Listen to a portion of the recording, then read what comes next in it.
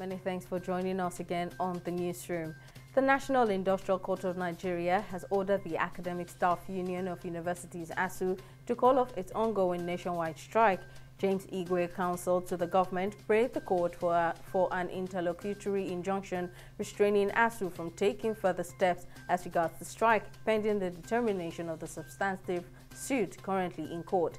Ruling on the application on Wednesday, Justice Polycarp Haman granted the request. He said the TDA mandates workers not to embark on strike once an issue has been referred to the industrial court.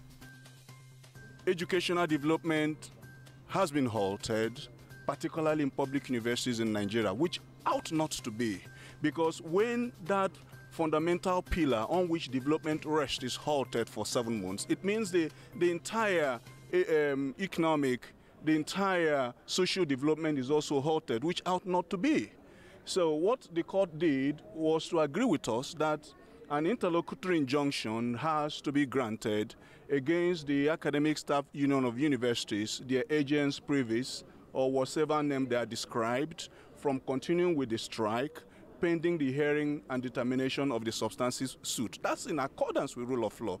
The court has ruled that members of ASUU are restrained from continuing the strike action, and that they should return back to the classrooms pending the determination of the substantive suit. As per the next action, there are quite a number of options open to the union. We will study the ruling with the legal team, and then we will adopt the most appropriate option. Meanwhile, the National Association of Nigerian Students, NANS, has faulted the court judgment mandating the Academic Staff Union of Universities to call off its 7-month strike, saying it betrays equity. The student union spokesperson explained that rather than direct ASUU to return to classrooms, the court should have ordered the federal government to sort the striking lecturers. According to the students union, the fact that they had to drag ASUU to court is a signal that the present government cannot handle the crisis. The Economic and Financial Crimes Commission, AFCC, has denied claims that its operatives invaded the home of Justice Ita Mbaba of the Court of Appeal, Kano State. AFCC head media and publicity Wilson Uwajaren disclosed this in a statement, dismissing some media reports that the judge is under investigation. According to Uwajaren, the visit was on a property verification exercise and not to probe the justice. An estimated 10.5 million children were either orphaned or lost a primary caregiver due to COVID-19. This is according to a recent study carried out by JAMA Pediatrics. The study authors urged public health officials to address the lasting impacts of grief on children who've lost caretakers to the virus, in addition to vaccines and prevention.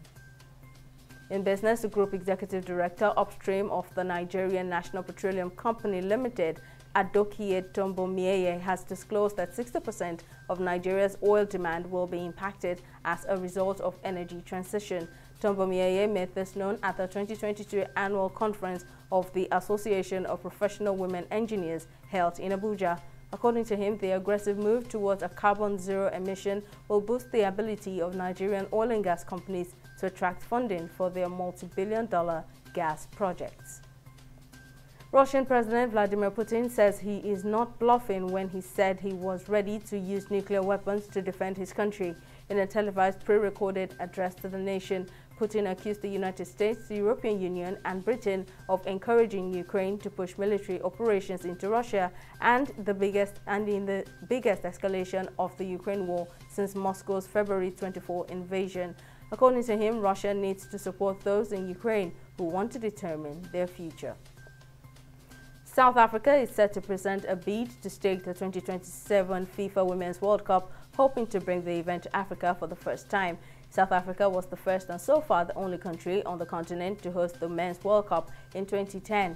In July, South Africa became Africa's champions for the first time after beating host Morocco in the final of the Women's Africa Cup of Nations in Rabat.